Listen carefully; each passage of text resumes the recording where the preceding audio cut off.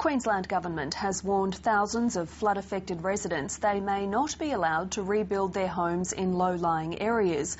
Next month, a new reconstruction authority will begin examining where the damage was done and how best to stop it happening again. Some homeowners are furious. The Premier's tour of the flood rebuild took her to Brassel State School in Ipswich. We've lost everything. We've lost our records, our history. Anna Bligh will set up a new Queensland Reconstruction Authority to help the state get back on its feet. This authority will be established by an Act of Parliament.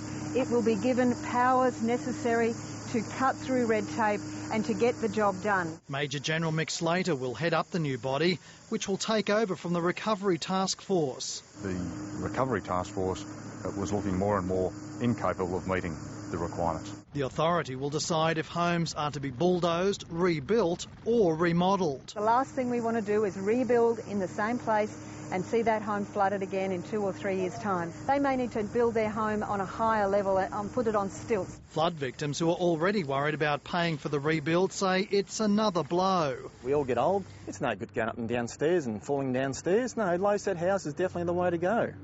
So, well, geez, you've brought up something I never thought about. They've got to look after future residents, I get that. But at the same time, you've got to find that balance. You wouldn't like to leave? No. Brisbane's Lord Mayor doesn't seem worried about the Reconstruction Authority's power. So long as Brisbane City Council ultimately is listened to in terms of the needs of our community. The opposition is in favour of cutting red tape. I think once the emotion of the event has passed and you get the practical application of people being told that they can't build here or there or they need to go up to be allowed to rebuild, that's obviously going to create some problems. The uncertainty this creates for homeowners may not be short-lived. The Premier says she doesn't know when the authority will be able to tell residents if they can rebuild or not.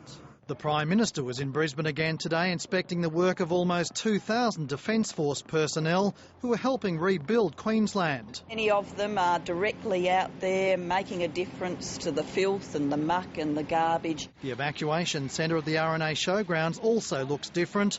Today it closed its doors after more than 1,600 evacuees were successfully rehoused or returned to their homes.